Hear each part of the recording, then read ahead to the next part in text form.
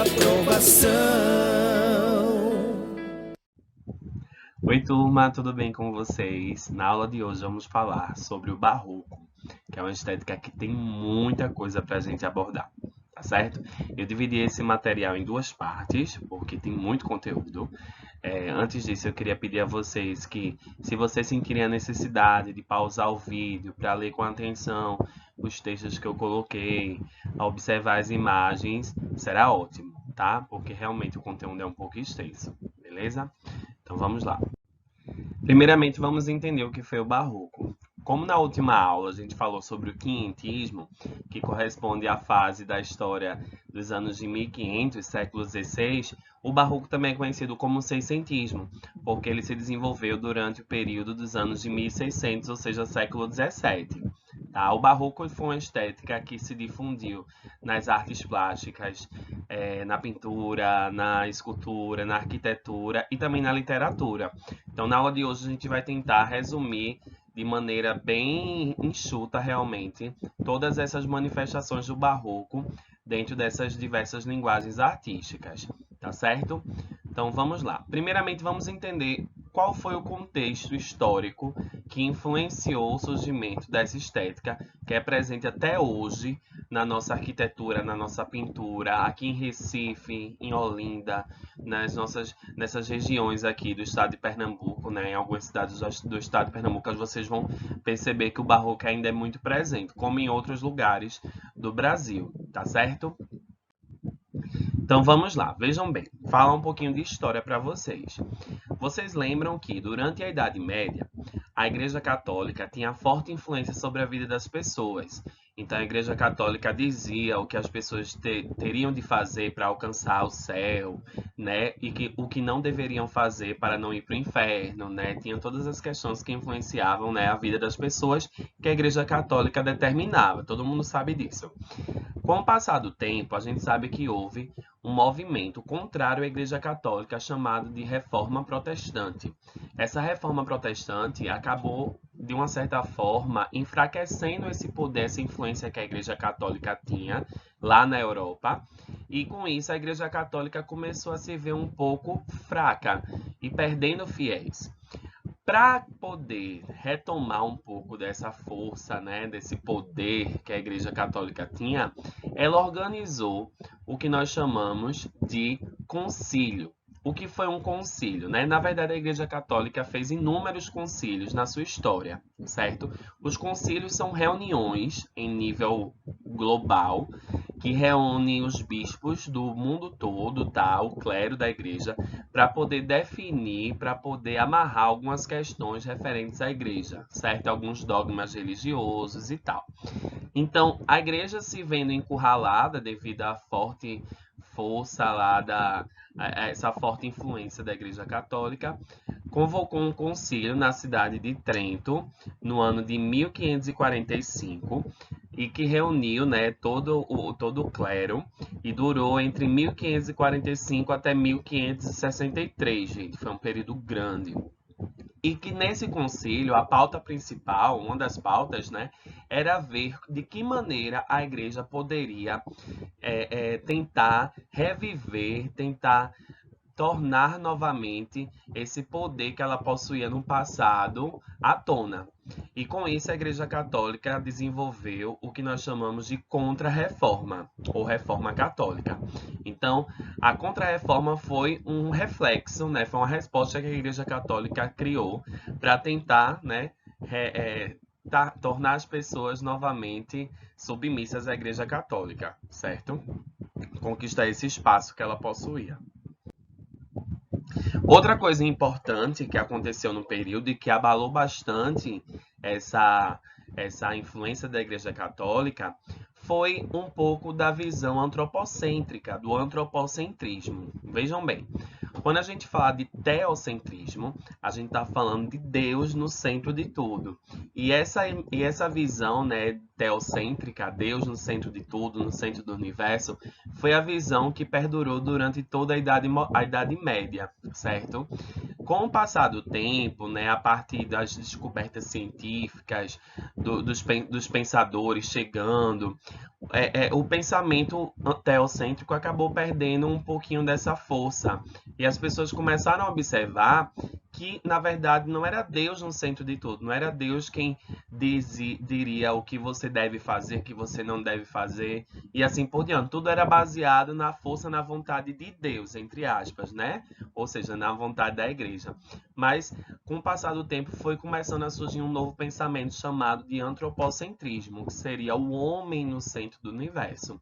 Isso também é, é, acabou de uma certa forma abalando essa influência que a Igreja Católica tinha, e as pessoas começaram a se ver meio que conturbadas dentro dessa dualidade entre o que a Igreja determinava, né, e o que as pessoas diziam, né, essa ideia da fé e da razão.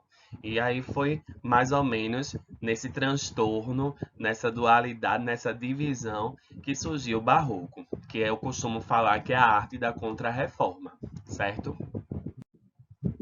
Falar um pouquinho sobre as características do Barroco. A primeira característica, como eu falei para vocês, sabendo um pouco sobre essa questão da Contra-Reforma, né, é que durante o período, para que a Igreja Católica pudesse retomar essa força, essa influência, uma das ferramentas que foi utilizada foi o incentivo grande à arte. Então, a Igreja Católica subsidiou diversas obras artísticas voltadas para a Igreja. Se construíram inúmeras igrejas, inúmeros templos em vários lugares e se investiu fortemente na arte dentro da igreja, gente. Foi uma época em que realmente a Igreja Católica construiu assim muita coisa, muitos artistas produziram para a igreja e nisso as pessoas que observavam, né, como a igreja crescia, como a igreja se mostrava, se espalhava, acabavam de uma certa forma observando que a Igreja Católica ainda era importante, que a Igreja Católica ainda tinha influência na vida das pessoas. Isso daí foi uma estratégia que a Igreja Católica criou, desenvolveu para tentar mostrar quem é que mandava, né, na mentalidade do clero, né, que a Igreja Católica ainda era forte, ainda era influente. Certo? Então, até hoje, a gente falou um pouquinho antes, né, agora, sobre essa questão daqui de Recife, de Olinda, de Pernambuco, né, como um todo, nas cidades de Pernambuco, principalmente na parte mais metropolitana da cidade do Recife e também em alguns lugares do Brasil, o quanto nós temos igrejas no estilo barroco. Isso daí é um reflexo desse período, né? Ou seja, a Igreja Católica queria mostrar que ela ainda tinha força, que ela podia estar em vários lugares. E quando você entra dentro de uma igreja católica, né, no estilo barroco, você fica vislumbrado com toda a riqueza, né, nos detalhes, a riqueza artística que existe. E isso era tudo proposital para que as pessoas pudessem perceber o quão insignificantes elas eram diante da igreja. Então, a primeira característica do barroco é exatamente essa arte da contrarreforma. Como exemplo, eu trouxe algumas imagens para a gente ver. A primeira imagem é da igreja de Santo Antônio, que fica lá no centro do Recife, é uma das várias igrejas, né, que ficam lá no centro do Recife. E se você for andar lá, né, no bairro de Santo Antônio, São José, Boa Vista, você vai ver quantas igrejas existem, gente. É uma igreja em cada lugar, assim, em cada ponto. É muita igreja que tem lá no centro do Recife. Assim como em Olinda, tem várias igrejas.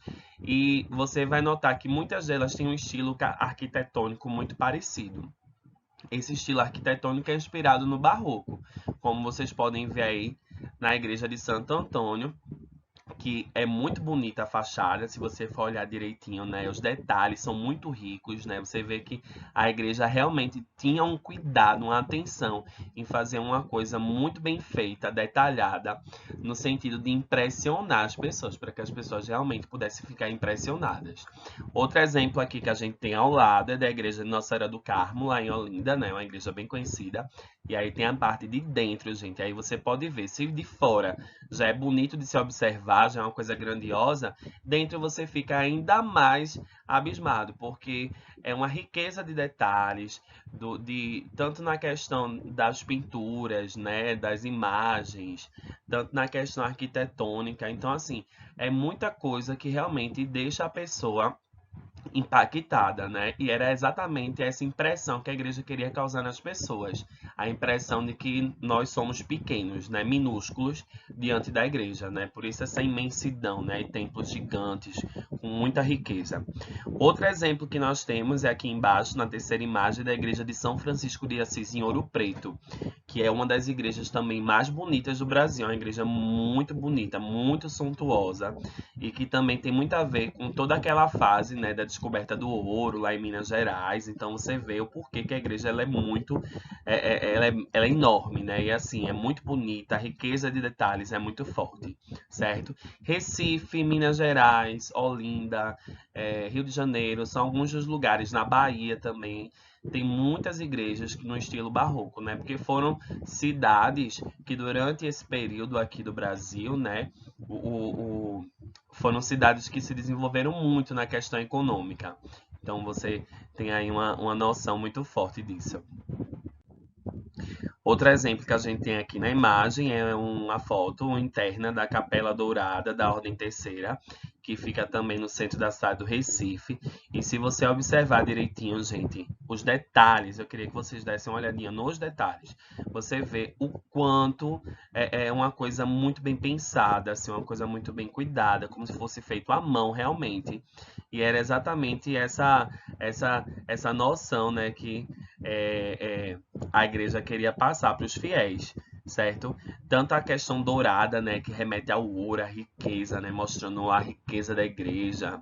Então, gente, é muito bonito, é uma coisa muito bonita, realmente, tá? A gente também, quando fala de arte barroca, a gente também fala bastante sobre o rococó, que é também uma estética muito ligada ao barroco, tá? Que ela é muito caracterizada por esses detalhes minúsculos, assim, que nós temos nas esculturas, na própria arquitetura, né? Essas coisas assim bem pequenininhas, assim, coisas bem cuidadas, né? Como folhas, flores, coisas assim, né? Que você vê nas bordas das janelas, das portas. Isso aí é muito característico do rococó, que estava muito ligado ao barroco. Outro detalhe aí, na verdade, outra imagem aí, que são detalhes da igreja de Nossa Senhora do Carmo, em Ouro Preto, Minas Gerais, gente. Então, olha só também a riqueza que nós temos aí da parte interna da igreja. É muito bonito mesmo. Então, assim, foi uma fase em que muitos artistas, eles eram meio que contratados pela igreja para poder desenvolver essas obras, né? Então, muitos artistas conhecidos em nível mundial produziram para a igreja católica, né? Lembrando que o barroco se inicia na Europa, tá? E depois vem para o Brasil, né? A gente estudando a parte de literatura, a gente sabe que durante esse primeiro período aí da literatura no Brasil, nós não temos ainda uma literatura nossa, né? Uma literatura própria. É tudo meio que imitação do que era produzido lá na Europa, tá certo? Com o passar do tempo, a gente vai entendendo quando a literatura começa a tomar uma cara mais brasileira, mas até então a gente tem muita imitação, né? Então começava-se lá e passava para o pessoal daqui no Brasil, né? E era tudo muito assim, né? No sentido de imitar mesmo. Outra coisa também na escultura, né, no caso que eu posso falar, é da presença de um artista brasileiro, que foi o artista chamado Aleijadinho, gente. Isso, na verdade, era o apelido dele, tá? O nome dele não era esse, mas ele chamava assim, né? Ele era conhecido como Aleijadinho por conta de uma doença que ele teve, né? E acabou atrofiando seus membros, né? Mas assim, ele foi um artista que ele produziu inúmeras obras para as igrejas lá em Minas Gerais, certo? Inúmeras esculturas. Dentre elas, eu gostaria de destacar a Paixão de Cristo, né? Que é um conjunto arquitetônico não, desculpa, um conjunto de esculturas assim que é belíssimo, que ele faz de toda a Paixão de Cristo, né? E é muito bonito, muito interessante. E assim, Aleijadinho ele tem uma história muito interessante em relação à sua própria arte, né? O quanto ele sofreu e o quanto ele tenta passar um pouco da visão que ele tinha, né? Do mundo à sua volta, da visão que ele tinha das pessoas para a sua arte, certo? Tem alguns filmes que falam um pouquinho sobre a história dele, eu aconselho a vocês pesquisarem, É muito interessante a gente observar. E assim, uma das características principais que a gente observa aí na escultura de Aleijadinho são os detalhes, né, que ele coloca na própria escultura dele, que você observa assim, como se fossem pessoas realmente, né? São esculturas em tamanho real e esculturas assim que transmitem um sentimento, né? Como se fossem pessoas realmente. Então isso é uma coisa muito forte de Aleijadinho. Temos aí na pintura também, gente. No caso, eu trouxe aí uma pintura de Caravaggio, tá certo? Pintor aí lá da Europa, em que ele pinta aí a flagelação de Cristo. Então, normalmente as pinturas eram muito ligadas a temas religiosos, temas bíblicos, como também temas do cotidiano.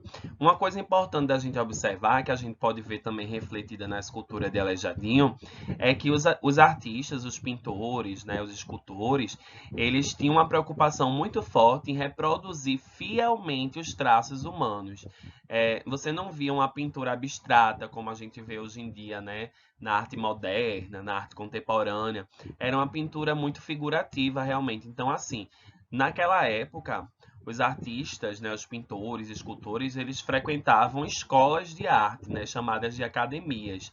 E para que eles pudessem produzir arte e que a arte fosse realmente valorizada, apreciada pelas pessoas, eles aprendiam que a arte ela precisava retratar fielmente os traços humanos, né? Como se fosse realmente uma própria fotografia. Isso é uma coisa que a gente vai ver na arte e que vai durar durante um bom tempo, gente, durante um bom tempo, desde o Renascimento, né, principalmente, até um pouco depois. A gente vai ver essa forte força aí da essa influência desse tipo de escultura e de pintura. Outra característica do barroco, tá, gente, é o conflito entre o corpo e a alma. Então, como eu falei para vocês, havia muito, né, essa questão do conflito na mente das pessoas com relação à questão da fé e da razão, por exemplo.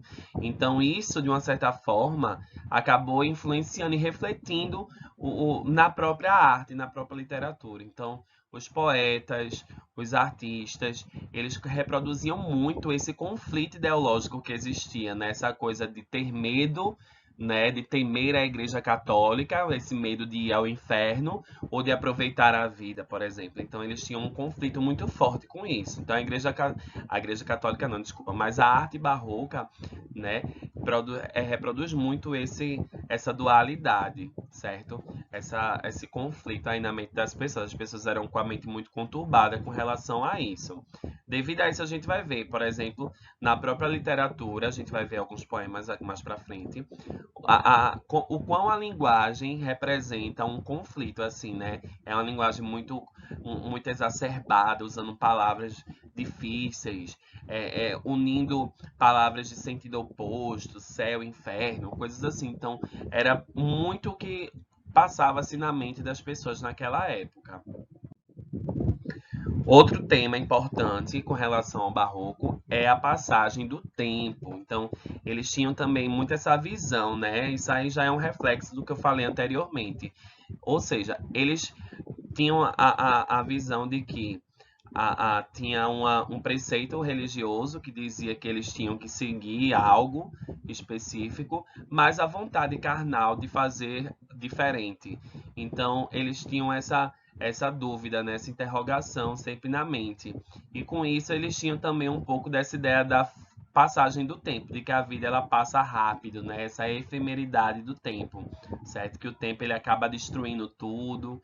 Então eles têm muito essa coisa, né, de que não, a vida é passageira, né? Tudo vai acabar. Essa ideia de morrer e para a vida eterna, né? Ou morrer para o inferno, enfim, e viver à vontade e quando morrer ir para o inferno. Então eles têm uma coisa muito forte com relação a isso. E aí eu destaco um pouquinho desse termo que é o carpe diem, né? Que é tipo, viva o seu dia como se fosse o último, né? Uma mensagem aí, uma visão que vai influenciar bastante as pessoas naquela fase, naquela época. Outra característica do barroco, como eu falei anteriormente para vocês, é essa forma tumultuosa, gente. Então, isso é um reflexo exatamente desse conflito na cabeça das pessoas. Então, tanto na arte, como vocês viram lá, né, nas imagens anteriores, a riqueza de detalhes, né, tem tanta coisa misturada que você às vezes não tem um único foco. Você olha para diversos pontos, né? É uma coisa meio conflituosa, né, de você observar. Então, é tudo muito exagerado, né? Tudo muito intenso. Então, isso é muito refletido tanto na arte, né? Na arte visual, na escultura, na arquitetura, quanto também na literatura, certo? Então, como eu falei para vocês, vocês vão ver poemas com linguagens, com a linguagem um pouco mais difícil, palavras um pouco assim complicadas, sabe? Umas rimas meio complicadas, conflituosas, certo? Então vocês vão perceber que na poesia essa questão da forma tumultuosa é muito presente.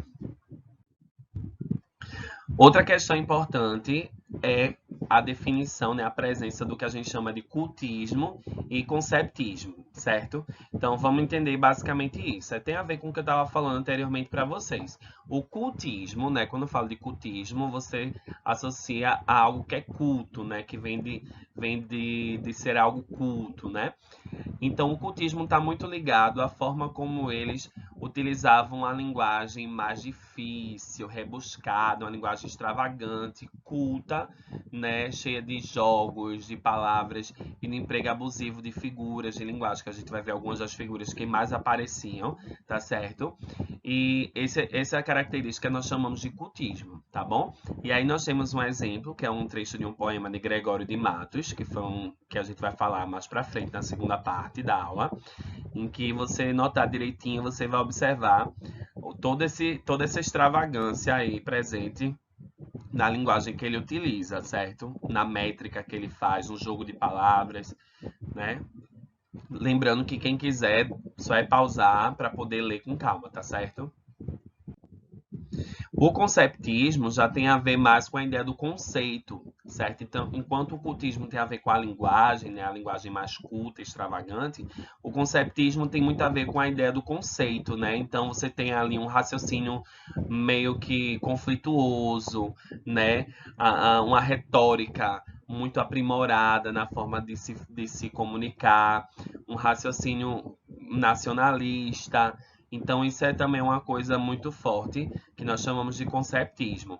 Nós vamos ver bastante isso, principalmente nos sermões do padre Antônio Vieira, que foi também uma das figuras importantes lá do Barroco. Eu vou explicar para vocês na segunda parte do vídeo, tá certo?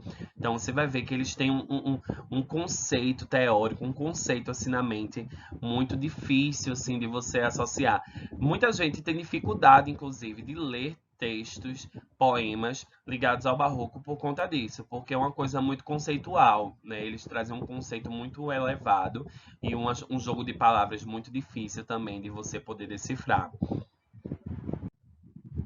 Falar um pouquinho sobre as principais figuras de linguagem que nós observamos na poesia barroca. Uma das figuras principais é a antítese, que é a aproximação de termos antônimos, termos de sentido contrário, de sentido oposto. E isso daí você claramente nota que é um reflexo dessa contradição que existia na mente das pessoas, né? A contradição do homem barroco, o dualismo presente na mente do homem barroco, né? Essa coisa de curtir a vida, a vontade e morrer para o inferno, ou de você dedicar a sua vida a Deus, à igreja e para o céu, para a vida eterna, essa questão da fé e da razão.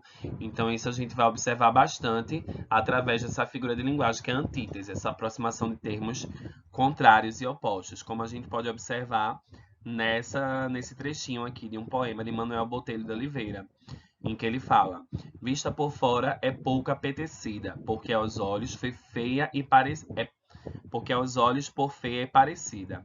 Porém, dentro habitada é muito bela, muito desejada. É como a concha tosca e delustrosa, que dentro cria a pérola formosa.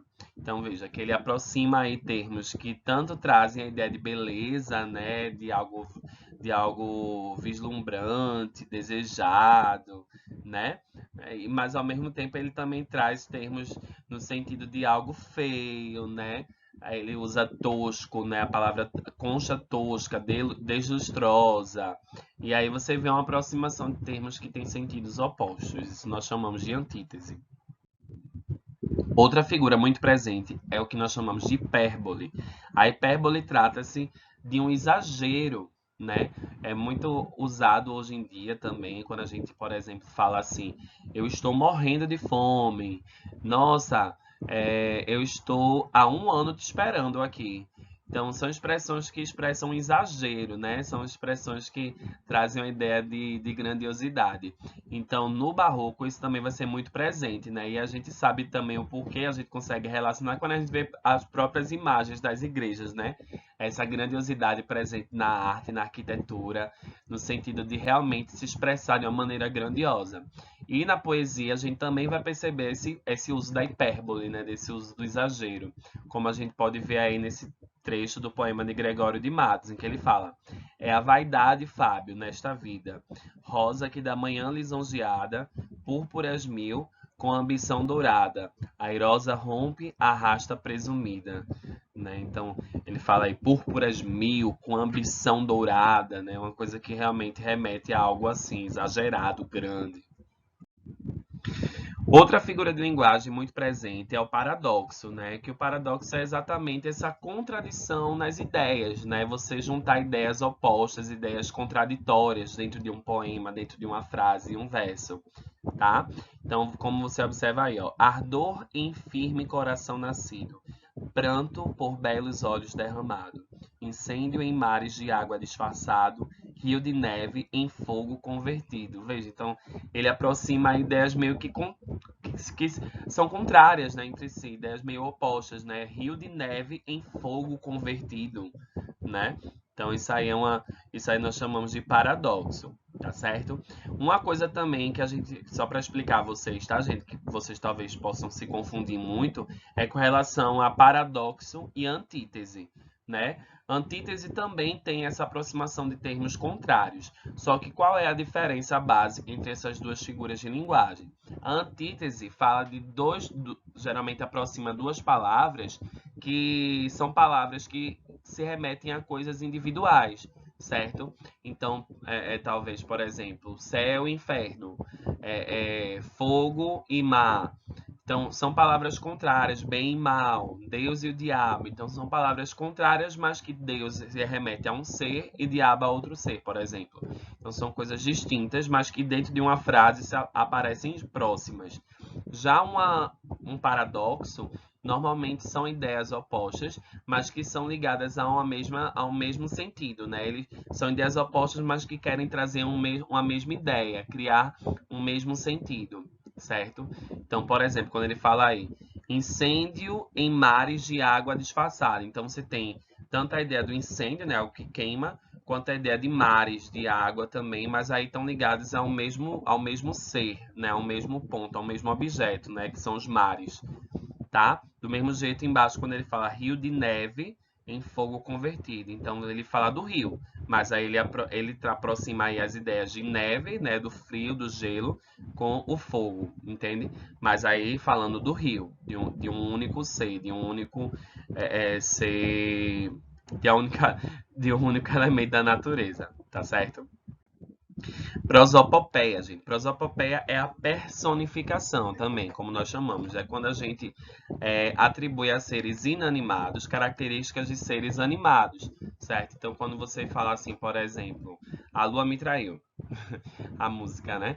Você está associando, está atribuindo à lua, que é um ser inanimado, porque não tem vida, né? Uma característica de seres animados, né? Trair é uma característica, é uma ação que seres animados fazem, certo? Então a prosopopeia também é algo muito presente, como a gente observa aí, ó, quando ele fala no diamante agradou-me o forte, no cedro o incorruptível, na águia o sublime. Então ele fala do diamante, do cedro, de águia, coisas que são ligadas às pessoas, né? E diamante, cedro, águia não são pessoas, ok? Metáfora, gente, é uma comparação implícita, né? Então é uma figura muito presente também no barroco, mas também em várias outras estéticas literárias até hoje. Então, no Barroco, a gente faz uma comparação entre dois seres para poder trazer um sentido entre eles. Então, por exemplo, quando ele fala, se és fogo, como passas brandamente? Então, ele diz que alguém é fogo. Mas se a gente for pegar no sentido literal, uma pessoa não pode ser fogo. Mas o que é que ele está querendo dizer com isso?